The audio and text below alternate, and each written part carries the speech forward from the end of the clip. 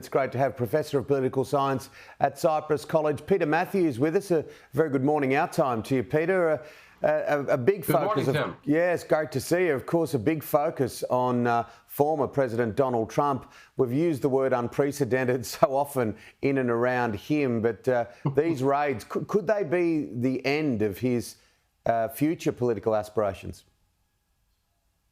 It very well could be, Tim, because these are very, very serious. I mean, there's the Presidential Records Act of 1978, passed by Congress, which requires that any of the former president's material that he's acquired while in office, written material, notes, documents, have to be in the purview of the National Archives. This president chose to take a whole lot of them to his Mar-a-Lago residence, and they were not stored in any kind of secure area. First of all, he couldn't take them legally. Secondly, there was no proper storage. These archives, I mean, this material was found in different rooms. And the FBI did, in fact, get a subpoena to try to get him to give those articles back to them, back to the DOJ and to the archives, and he didn't do it. So they actually got the permission to get a warrant to go and search his Mar-a-Lago. And when they did, they found 184 documents, out of which 25 were classified top secret. And they were just laying around different places. So it's very dangerous, and it could really have spelled the end of, this whole situation. Once it gets resolved, it has to go to court first, of course, if it does. If you want to call it Trumpian politics, it tends to follow a different script to most things we've ever seen, particularly in the United States. There is a school of thought saying that this could galvanise his support base. There is, certainly, and he's certainly considering running for president again. But again, his support base tends to be just under half, quite a bit under half of the overall voter population. And in fact, it's only a little over half of the Republican Party itself. Over half the Republicans support him in the primaries for 2024. They said they will. And less than half, quite a bit less than half of the American voters actually support him. So we'll have to see if this will galvanize him enough to put him into contention for the presidency or for anything else. It may not even get him that far. We'll see. Well, he could be in a bit of trouble before then, couldn't he, really, with the law? He could certainly be in legal jeopardy. So could some of his lawyers who are at Mar-a-Lago with him. And this is a big problem for the president, because if he is found to be in legal jeopardy based on the various evidence that's coming forth from the DOJ that they're actually accumulating and investigating, then he gets to be indicted, and then that goes to a trial, a criminal trial, for possibly obstructing justice, as the affidavit that was redacted but made public recently showed. The affidavit to get the warrant for the search. That affidavit said something about the possibility of obstruction of justice by someone at Mar-a-Lago. We don't know who that could be exactly. If that's the case, that's definitely criminally chargeable, and it means years in prison. So it is very possible he's in legal jeopardy. We don't know yet. We have to hold off and see how things go with the investigation. As you and I know, things change quickly. Life is a moving feast. And while the whole Donald Trump saga is going over here, we're seeing the growth, the very pacey growth of Ron DeSantis, the governor, this young governor, early 40s. He's got such a brilliant recent history. What do you make of his aspirations for the White House? Well, DeSantis was up and coming until recently, when this revelation occurred, and then Trump garnered some more support from his people, and he climbed up ahead of DeSantis further.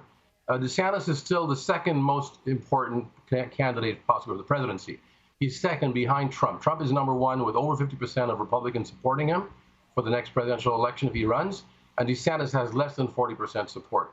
So it all depends on how Trump comes out as to whether DeSantis can actually mount a meaningful challenge and overtake him or not. It's highly unlikely at this point. But we never know what will happen with all of these legal jeopardy and investigations going on in the in President Trump's orbit and himself as well. All right, let's look at the US and internally.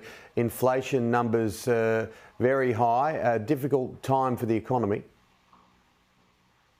Yes, they are fairly high compared to recent years, certainly, and it's hurting working people, the middle class, and the price of gasoline had gone up. It goes down slightly, but it's still way above what it should be.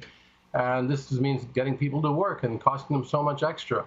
Food prices have gone up. All of these things that happen with inflation, but I think it's going to be leveling off, and we'll see how soon, though, and to what extent, because that's going to be key in the vote in November. Although I must say that the ruling on the Dobbs case, dealing with the Supreme Court's ruling that basically got rid of the guarantee of American women to be able to have abortions at the national level, this was a huge ruling. It's galvanized a lot of Democrats and progressives who are not even Democrats but independents to vote for Democratic candidates. We saw a special election in New York recently where a Democratic candidate won a Republican district because of that. It was subsequent to Dobbs. So there are many different factors and moving parts right now, dynamic, and we'll have to see how it actually all plays out. Yeah, in terms absolutely. of midterms and then the final election. Yeah, and President Joe Biden, very much on the front foot when it comes to foreign policy, military foreign policy at the moment.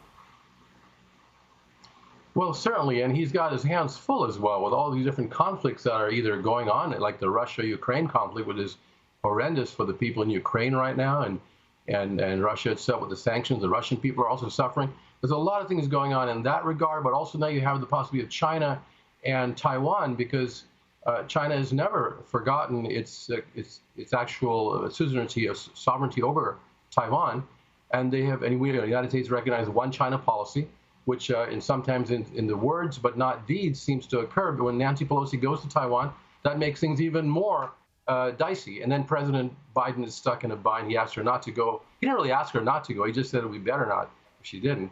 And yet she went. So these are very difficult things in terms of foreign policy. ISIS in Syria, the U.S. has hit them there, and the ISIS has also gotten involved in Afghanistan. It's terrible what kind of foreign policy crisis President Biden faces, far more than other presidents in recent years at this time. Is COVID a memory now in the U.S.? Well, yes and no. Some people think it's a memory, and they're acting like it doesn't exist, and they're going around without masks indoors, shopping and things. And yet the numbers have been starting to go up again, and 400 Americans are dying every day of it. And people are catching it so quickly. And older people, or those who are vulnerable, more vulnerable, immunocompromised, and even the ones who are older but not immunocompromised, are in danger of severe hospitalization, possible death, and some are dying. So this is really also in the news, and people are conflicted in two different directions. But children are going back to schools now without any masks on required, no social distancing. I think it's precipitous, and we should have really tried to knock this out early on by doing the right thing, and we should get back to the right thing as soon as we can. Peter, great to have you on the program, back on the program. We haven't spoken for a while, and good to see you. Hopefully we'll catch up real soon. Great to be here, Tim. Thank you so much. Take care.